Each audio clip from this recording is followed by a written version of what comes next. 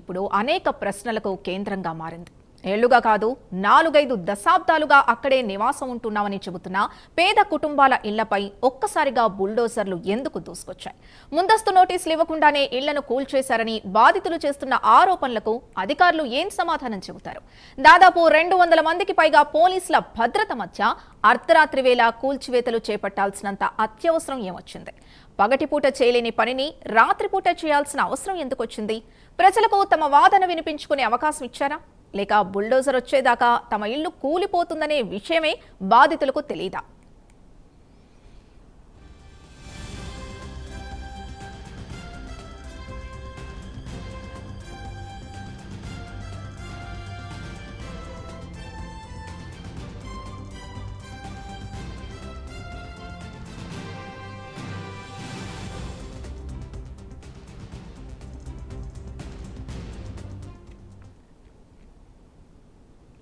మండపేట పెద కాలువకు ఆనుకొని ఉన్న ఇళ్లను గోదావరి పుష్కరాల పన్నుల పేరుతో తొలగించారని బాధితులు చెబుతున్నారు. ఇక్కడే మొదలవుతున్నాయి అసలు ప్రశ్నలు.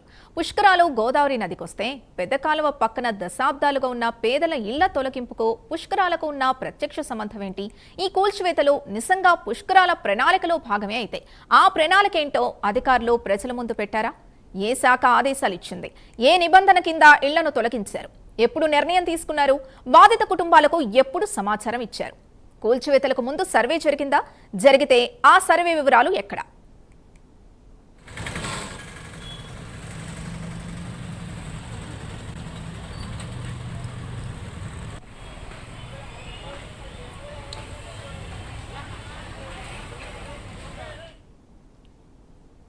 ఇక్కడే ఇంకో కీలకమైన ప్రశ్న. ఒక్క మండపేటలోనే ఈ నిబంధనలు అమలవుతున్నాయా? లేక పెద్ద కాలువ ప్రారంభం నుంచి చివరి వరకు కాలువకు ఆనుకొని ఉన్న నిర్మాణాలన్నిటిపైన ఇదే విధమైన చర్యలు తీసుకుంటున్నారా? కాలువ పరిధిలో ఆక్రమణలు ఉన్నాయనేది అధికారుల వాదన. అయితే వాటన్నిటికీ ఒకే నిబంధన వర్తించాలి కదా? మండపేటలోని ఈ కుటుంబాల ఇళ్లనే ముందుగా ఎందుకు లక్ష్యంగా చేసుకున్నారన్న బాధితుల ప్రశ్నకు సమాధానం చెప్పాల్సిన బాధ్యత అధికారులపై లేదా? ఎక్కడా కనిపించని తొందర మండపేటలోనే ఎందుకు కనిపించిందని వారు అడుగుతున్నారు.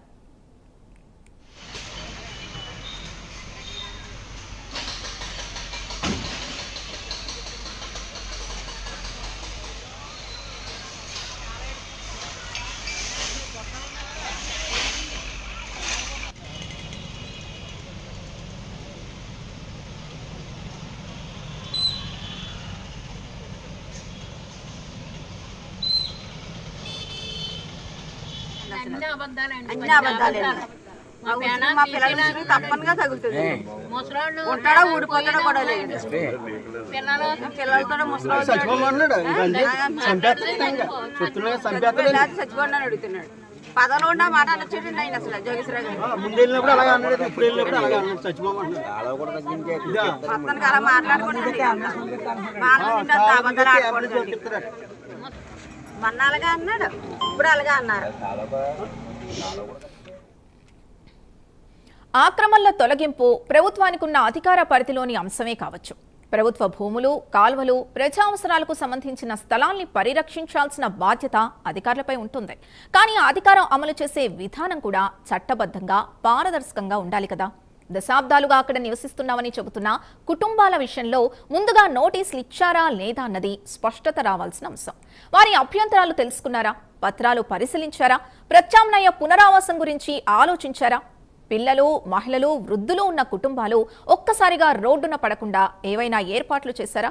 ప్రభుత్వ చర్యలో మానవీయ కోణం ఉండాల్సిన అవసరం లేదా?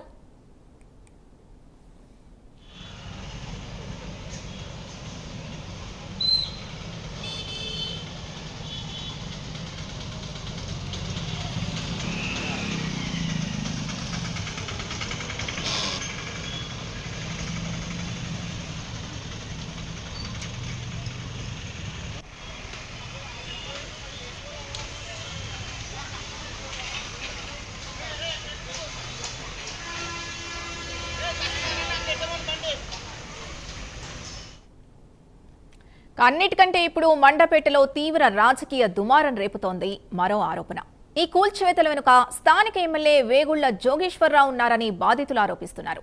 కూల్చివేసిన ఇళ్ల వెనుక ఎమ్మెల్యేకు చెందిన పొలాలున్నాయని, ఆ భూములకు ప్రయోజనం కలిగించేందుకే తమ ఇళ్లను తొలగించారని వారు ఆరోపణలు చేస్తున్నారు. ఇవి తీవ్రమైన ఆరోపణలు. అందుకే వీటిపై ఎమ్మెల్యే వేగుళ్ల జోగేశ్వరరావు స్పష్టమైన సమాధానం చెప్పాల్సిన అవసరం ఉంది. ఆ ప్రాంతంలో ఆయనకు లేదా ఆయన కుటుంబానికి భూములున్నాయా? ఉంటే వాటికి ఈ కూల్చివేతలకు ఏమైనా సంబంధం ఉందా? బాధితులు చేస్తున్న ఆరోపణల్ని ఆయన ఖండిస్తున్నారా? కూల్చివేతల నిర్ణయంలో తన పాత్ర లేదని చెప్పేందుకు సంబంధిత అధికారిక రికార్డుల్ని ప్రజల ముందు ఉంచేందుకు సిద్ధమా?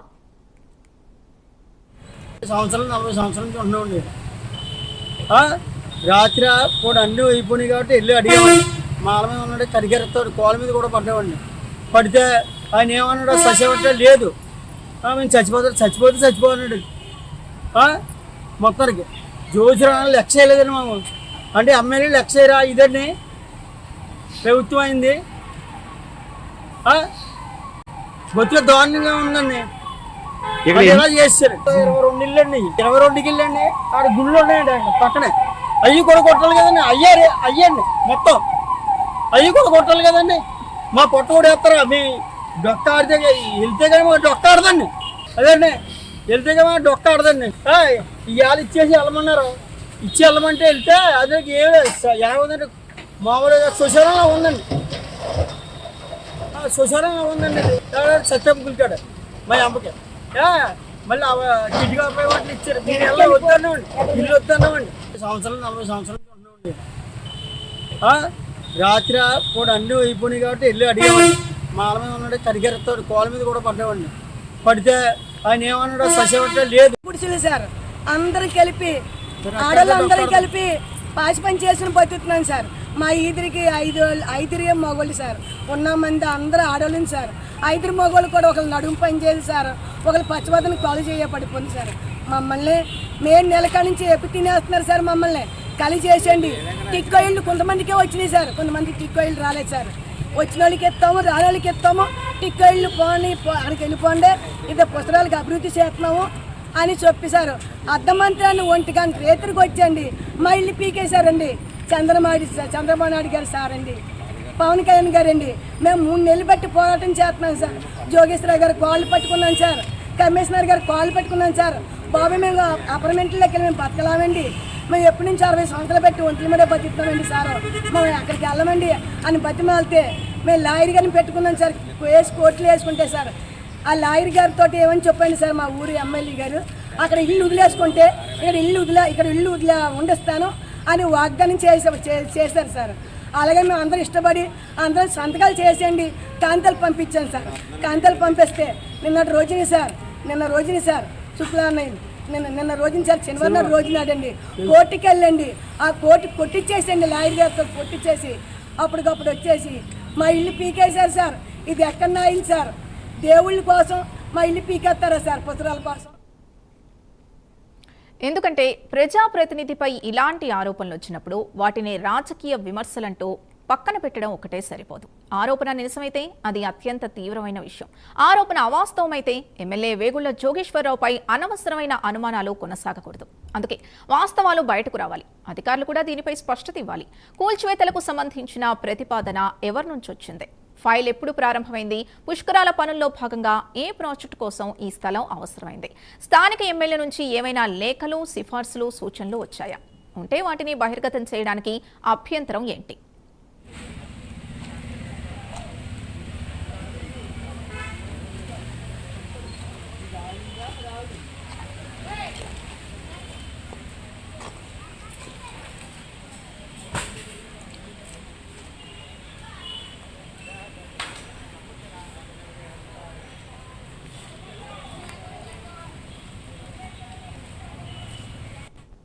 Welcome back. ఇక మరోవైపు కూల్చివేతల్ని అడ్డుకునేందుకు ప్రయత్నించిన వైసీపీ ఎమ్మెల్సీ తోట త్రిమూర్తుల్ని పోలీసులు అడ్డుకుని హౌస్ అరెస్ట్ చేయడం కూడా వివాదాస్పదంగా మారింది. మండపేట కూల్చివేతలపై తోట త్రిమూర్తులు తీవ్ర ఆగ్రహాన్ని వ్యక్తం చేశారు. పేదల ఇళ్ల విషయంలో ఎమ్మెల్యే వేగుళ్ల జోగేశ్వరరావు వైఖరిని ఆయన ప్రశ్నించారు. ఇక్కడ కూడా అధికార యంత్రాంగం సమాధానం చెప్పాల్సిన ప్రశ్నలున్నాయి. తోట త్రిమూర్తుల్ని హౌస్ అరెస్ట్ చేయాల్సిన పరిస్థితి ఎందుకు వచ్చింది? శాంతి భద్రతల సమస్య తలెత్తుతుందనే సమాచారం పోలీసులకుందా? ఉంటే దానికి సంబంధించిన కారణాలేంటి, బాధితుల్ని పరామర్శించడానికి లేదా కూల్చివేతల్ని ప్రశ్నించడానికి ప్రజాప్రతినిధికి అవకాశం ఎందుకు ఇవ్వలేదన్న విమర్శకు పోలీసులు ఏం చెబుతారు?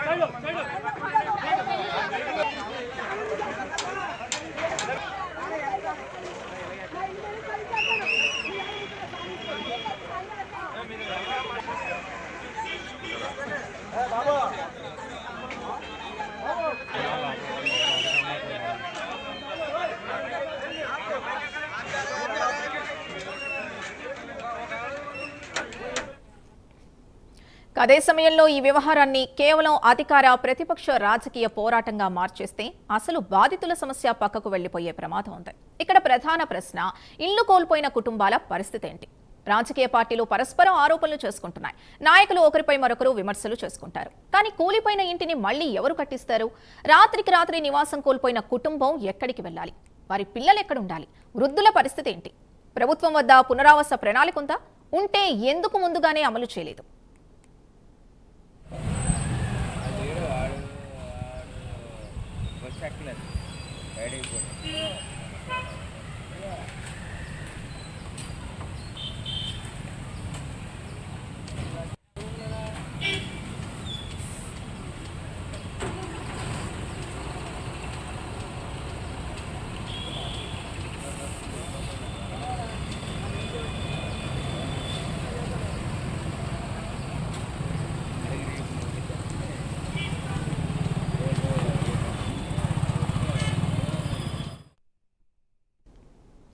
గోదావరి పుష్కరాలు ప్రజలకు సౌకర్యాలు కల్పించే మహత్తర కార్యక్రమంగా ప్రభుత్వం చెబుతోంది. అలాంటి పుష్కరాల ఏర్పాట్ల పేరుతో పేదలకు అన్యాయం జరిగిందనే ఆరోపణ రావడం ప్రభుత్వానికే మంచిది కాదు. అభివృద్ధి చేయాలి, కాలువల్ని పరిరక్షించాలి, అవసరమైతే ఆక్రమణల్ని కూడా చట్ట ప్రకారం తొలగించాలి. కానీ అభివృద్ధి పేరుతో పేదలకు నష్టపరిచే పరిస్థితి ఏర్పడితే దానికి పరిష్కారం చూపించాల్సిన బాధ్యత కూడా ప్రభుత్వాందే. పుష్కరాల కోసం నిజంగానే ఈ స్థలం అవసరమైతే బాధితులకు ముందుగా వివరించి చట్టబద్ధమైన ప్రక్రియ పూర్తి చేసి అర్హులకు ప్రత్యామ్నాయం చూపి ఆ తర్వాత చర్యలు తీసుకునే అవకాశం లేదా?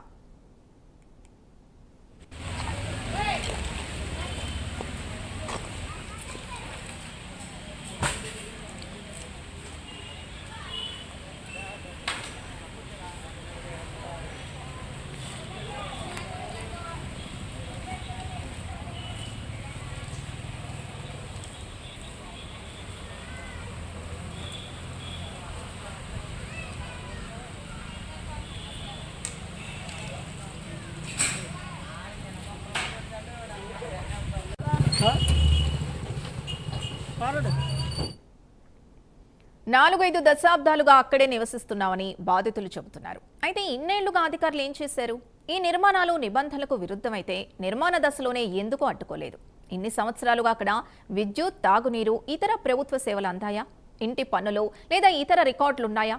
ఉంటే ఒకవైపు ప్రభుత్వ వ్యవస్థలే సేవలు అందిస్తూ మరోవైపు ఒక్కసారిగా ఇవి తొలగించాల్సిన నిర్మాణాలని చెప్పడం ఎలా అన్న ప్రశ్నకు స్పష్టత రావాలి. దీర్ఘకాల నివాసం ఉంటే యాజమాన్య హక్కును నిర్ధారించకపోవచ్చు. కానీ ఏళ్లుగా అక్కడుంటున్న కుటుంబాల్ని తొలగించే ముందు చట్టపరమైన ప్రక్రియ, వారి వాదన వినే అవకాశం, అర్హత మేరకు పునరావాసం వంటి అంశాల్ని పరిశీలించాల్సిన అవసరం లేదా?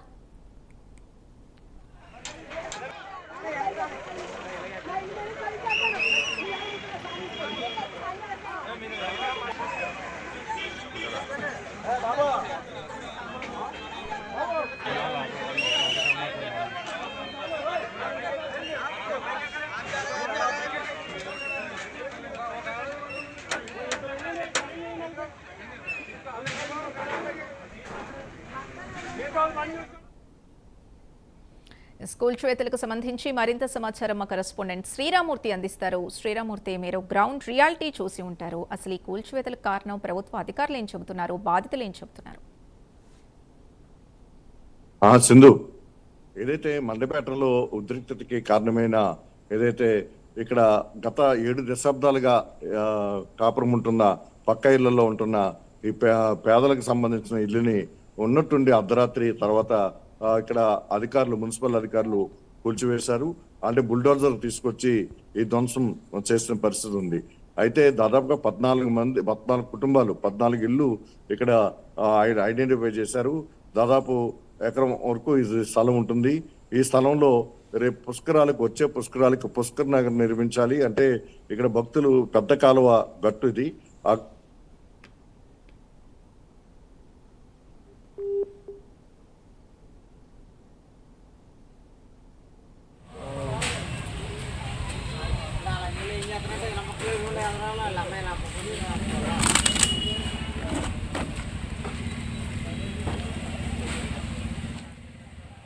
ఈ చర్యలు తీసుకున్నారు. అయితే తమకి పరిహారం ఇస్తామని కానీ లేకపోతే ప్రత్యామ్నాయం చూపిస్తామని కానీ ముందు ఎలాంటి హామీ ఇవ్వలేదని చెప్పి బాధితులు ఒకవైపు చెప్తున్నారు. మరోవైపు చూసినట్లయితే ఇక్కడ కమిషనర్ రంగారావు చూసినట్లయితే ఇప్పటికే బాధితులకి మేము ఆల్రెడీ ఇక్కడ టిడ్కో గృహాలని కేటాయించాం. వారికి సంబంధించి గృహాలు సిద్ధంగా ఉన్నాయి, అక్కడికి వెళ్ళమని కూడా చెప్పాం. ఇప్పటికీ కేటాయింపులు చేస్తున్నాం. అయితే ఇది పుష్కర ఏర్పాట్లకు సంబంధించి ఇరిగేషన్ శాఖ ఇక్కడ ప్రత్యేకించి ఇక్కడ పుష్కర్ నగర్ నిర్మాణం, అలాగే ఇక్కడికి వచ్చే భక్తుల కోసం ఇక్కడ ఏర్పాట్లు చేయాల్సి ఉంది, నిర్మాణాలు చేయాల్సి ఉంది. అందుకు ఆక్రమణలో ఉన్న ఈ సైట్ని తొలగించామని చెప్పేసి చెప్తున్నారు. ఈ నేపథ్యంలో ఇక్కడ ఏదైతే అర్ధరాత్రి మొదలు పెట్టారో ఈ కార్యక్రమం జరుగుతుందని చెప్పి తెలిసిన వెంటనే ఇక్కడ రామచంద్ర మండపేట వైసీపీ ఇన్ఛార్జి తోట త్రిమూర్తులు, అలాగే ఎమ్మెల్సీ తోట త్రిమూర్తులు తన అనుసరణతో అప్పటికప్పుడు వచ్చి ఈ కూల్చివేతల్ని అడ్డుకున్న పరిస్థితి. అయినప్పటికీ కూడా భారీగా ఇక్కడ బందోబస్తు దాదాపు 200 మంది పైగా ఇక్కడ బందోబస్తుని ఏర్పాటు చేశారు. దాంతో వారందరూ కూడా ఇక్కడ త్రిమూర్తులు వాళ్ళ అనుసరులు చేస్తున్న ఆందోళన కూడా అడ్డుకుని త్రిమూర్తుల్ని ఇక్కడ ఉదయం అదుపులోకి తీసుకుని తన రామచంద్రపురంలోని తన సొంత గ్రామైన వెంకటాయపాలెంలో నివాసంలో దించివేసిన పరిస్థితి ఉంది. అయితే ఇక్కడ బాధితులకి న్యాయం చేయాలని చెప్పేసి ఇక్కడ ఆందోళన అయితే కొనసాగింది. అయితే బాధితులకి ఎలాంటి అంటే పక్కాగా ఉన్న ఇల్లులు కూడా కూల్చివేయటంతో వీరందరూ కూడా చాలా తీవ్రమైన ఆందోళన చెందుతున్న పరిస్థితి ఉంది. ఈ నేపథ్యంలో బాధితులకి ఎలాంటి న్యాయం చేస్తారనేది చెప్పాలని చెప్పేసి ప్రభుత్వాన్ని తోట త్రిమూర్తులు డిమాండ్ చేసిన పరిస్థితి. అయితే ఒకవైపు ఇప్పుడు చూసినట్లయితే పరిస్థితి అంతా చక్కబడింది, కొంత అదుపులోకి వచ్చింది పరిస్థితి. అయితే ఇక్కడ ఎవరైతే రోడ్డు మీద పెట్టు బేడతోటి అలాగే పిల్లలతోటి ఈ రోడ్డు మీద 14 కుటుంబాలు పడ్డాయో వీరందరూ కూడా ఒక్కొక్కరిగా ఇప్పుడు టిట్కో గృహాలకి చేరుకుంటున్నారు. టిట్కో గృహాలకి చేరుకుంటున్నారు. మరి కాసేపట్లో ఇక్కడ చూసినట్లయితే మొత్తం వర్క్ కూడా మొదలు పెట్టారు. ఇక్కడ లారీలతోటి ట్రక్కులతోటి కూడా ఇక్కడ పూడ్చివేత, అలాగే ఇక్కడ ఉన్న శకలాలు తొలగింపు కార్యక్రమం అన్ని కూడా చకచక అధికారులు చేపట్టిన పరిస్థితి ఉంది. అయితే ఇక్కడ బాధితులకి కొంతమందికే కేటాయించారు టిట్కో గృహాలు, ఇంకా చాలా మంది ఉన్నారు. వాళ్ళకి ఎలాంటి హామీ ఇవ్వలేదని కూడా కొంతమంది బాధితులు మనకి చెప్పిన పరిస్థితి ఉంది. అయితే పూర్తి స్థాయిలో ఇక్కడ ఈ స్థలం కేటాయించడం వెనుక ఎమ్మెల్యే జోగేశ్వరరావు గారు హస్తం ఉంది. ఇక్కడ ఆయనకి సంబంధించిన స్థలానికి వెళ్ళడానికి ఇది ఖాళీ చేస్తున్నారనే ఆరోపణలు కూడా ఇక్కడ వైసీపీ నాయకులు చేశారు. అయితే ఇక్కడ టోటల్ గా చూసినట్లయితే 7 దశాబ్దాలుగా ఉన్నప్పుడు అనేక సౌకర్యాలు గతం నుంచి ఇక్కడ ఒక సీసీ రోడ్డు నిర్మాణం కూడా చేశారు, అలాగే మంచినీరు అన్ని కూడా సౌకర్యాలు కల్పించారు. అలాంటప్పుడు ఒక్కసారిగా ఏ విధంగా ఇక్కడ ఖాళీ చేయిస్తారు? మాకు నోటీస్ కూడా ఇవ్వకుండా, కనీసం ముందస్తు సమాచారం కోకుండా అర్ధరాత్రి వచ్చి ఏ విధంగా ఇక్కడ ఇట్లని మా ఇల్లుని ధ్వంసం చేస్తారు అని చెప్పేసి ఇక్కడ బాధితులు ప్రశ్నిస్తున్న పరిస్థితి మనం చూసాం. ఈ నేపథ్యంలో ఇది కూల్చివేస్తున్న సమయంలో చాలా భారీగా ఉద్రిక్త వాతావరణం చోటు చేసుకుంది. పెద్ద సంఖ్యలో పోలీసులు వచ్చి ఇక్కడ బందోబస్తు కాశారు. అలాగే ఇక్కడ మనం చూసినట్లయితే ఎమ్మెల్సీ తోట త్రిమూర్తులు కూడా అప్పటికప్పుడు ఇక్కడ ఎక్కించి పోలీసులు అదుపులో తీసుకెళ్లిపోతున్న పరిస్థితి కూడా మనం విజువల్స్ లో చూసాం. Sindhu. Right, thank you Sriramurthy. ఇవాల్టి special drive. Keep watching Prime 9 నిజం.